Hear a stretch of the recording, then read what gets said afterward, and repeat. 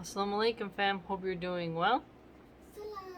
Well, our news hit. Alright, we're reading my main man, Sahih al Bukhari. Alright, let's continue. We are in chapter 19. If one does not embrace Islam truly, but does so by compulsion or fear of being killed, then that man is not a believer. Bismillah Rahman Rahim. Let's continue. According to the statement of Allah Azza wa Jal, the Buddhins say, "We believe." Say, "O Muhammad, peace be upon you, you believe not, but you only say, we have surrendered in Islam."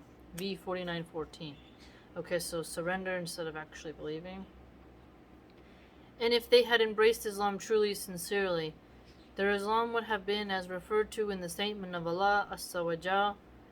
Truly, the religion with Allah Azza wa Jal is Islam. V 3:19. And whoever seeks a religion other than Islam, it will never be accepted of him. And in the hereafter he will be one of the losers. V 3:85. Narrated Sa'ad, may Allah be pleased with him, Allah's Messenger, peace be upon him, distributed something amongst a group of people while he was sitting there. But Allah's Messenger, peace be upon him, left a man whom I thought the best of the lot. I asked, "O Allah's Messenger, why have you left that person? By Allah, I regard him as a faithful believer." The Prophet, peace be upon him, commented, "Or merely a Muslim." I remained quiet for a while, but could not help repeating my question because of what I knew about him. And then I asked Allah's Messenger, "Why have you left so-and-so?" "By Allah, he is a faithful believer." The Prophet, peace be upon him, again said, "Or merely a Muslim." And I could not help repeating my question because of what I knew about him. Then the Prophet, peace be upon him, said, "O Sa'd, I give to a person while another is dear to me, for fear that he might be thrown on his face in the fire by Allah." Interesting. And Ammar said, "Whoever acquires the following three qualities will acquire faith. 1. To treat others as one likes to be treated by others. To greet everybody known and unknown. To spend, to give charitable gifts in Allah's cause in spite of poverty." Narrated Abdullah bin Amr, a person asked Allah's Messenger, peace be upon him, "What sort of deeds or what qualities of Islam are good?" He replied, "To feed others and to greet those whom you know and those whom you do not know." Again, that one was always kind of difficult for me because sometimes I can be a little antisocial, so I have to work on that, greeting people. Sometimes I'm in my own world and I don't even notice others around me. Chapter 21, to be ungrateful to one's husband, and disbelief is of different grades, lesser or greater degrees. This is narrated by Abu Sa'id al-Khudri, may Allah be pleased with him, on the authority of the Prophet, peace be upon him. Narrated Ibn Abbas, may Allah be pleased with him, the Prophet, peace be upon him, said, "I was shown the hellfire, and that the majority of its dwellers were women who were disbelievers or ungrateful." It was asked, "Do they disbelieve in Allah, or are they ungrateful to Allah?" He replied, "They are ungrateful to their husbands and are ungrateful for the favors and the good charitable deeds done to them. If you have always been good, benevolent to one of them for a period of time, and then she sees something in you not of her liking, she will say, 'I have never seen any good from you.'" The fickle nature is a valid point. There is a valid point, and I mean, there are plenty of women who are bad examples of what it means to be a mother and wife, right? Or a grandmother, or an auntie, or a sister. So, what are you gonna do? I know how people use that as some liberal atheist talking point, and for me, it's just women can be pretty catty. What do you want me to say? I mean, I don't get how you could read something like that and then become totally outraged and be like, the world is ending, Ugh. Chapter 22. The sins are from ignorance, and a sinner is not a disbeliever unless he worships others along with Allah Azza wa Jal. According to the statement of the Prophet, peace be upon him, you still have some characteristics of ignorance. And the statement of Allah, Azza wa Jal, verily Allah forgives not that partners should be set up with Him in that worship, but He forgives except anything else to whom He wills. V448. So, oneness of Allah, Tawheed, right? Narrated Al-Murr, may Allah be pleased with him, at Al-Rabada, I met Abu Dar, may Allah be pleased with him, who was wearing a cloak, and his slave too was wearing a similar one. I asked about the reason for it. He replied, I abused a man by calling his mother with bad names. The Prophet, peace be upon him, said to me, O Abu Dar, did you abuse him by calling his mother with bad names? You still have some characteristics of ignorance. Your slaves are your brothers, and Allah has put them under your command. So whoever has a brother under his command should feed him of that which he eats and dress him out of that which he wears. Do not ask them, slaves, to do things beyond their capacity, power, and if you do so, then help them.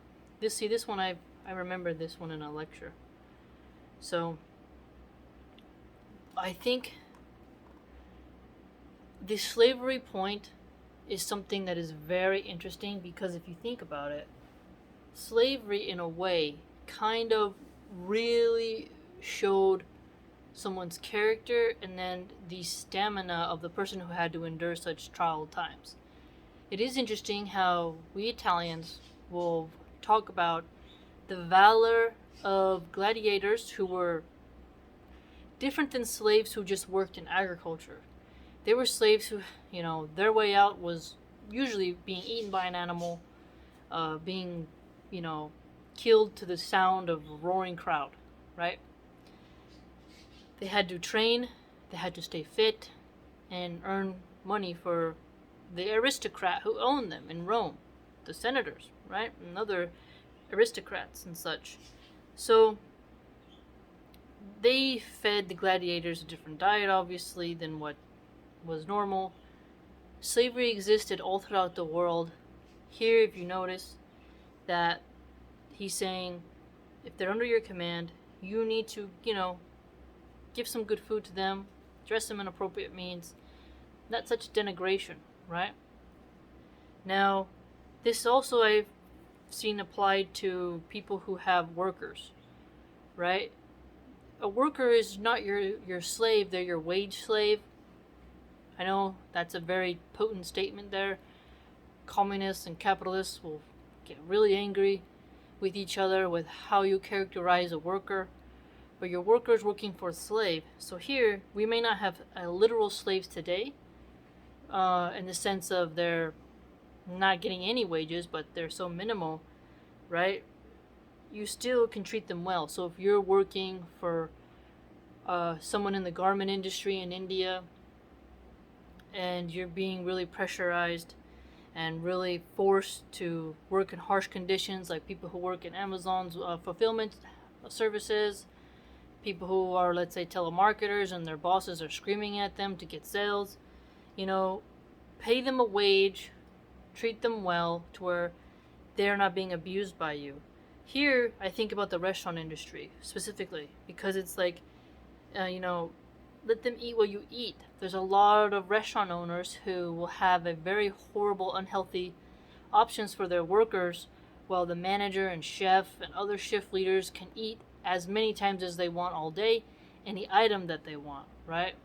And they base that off of tips, and it's a very complex topic, but this type of hadith it can be applied to many ways of ethics, of workers' ethics, right? How a boss, someone in authority, treats someone who does not have the same authority as them.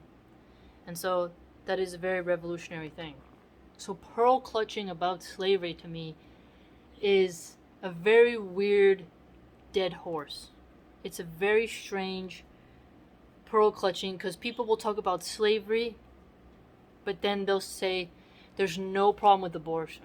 So you can dismember a baby and that can be celebrated, but an adult who gets whipped, that's more brutal.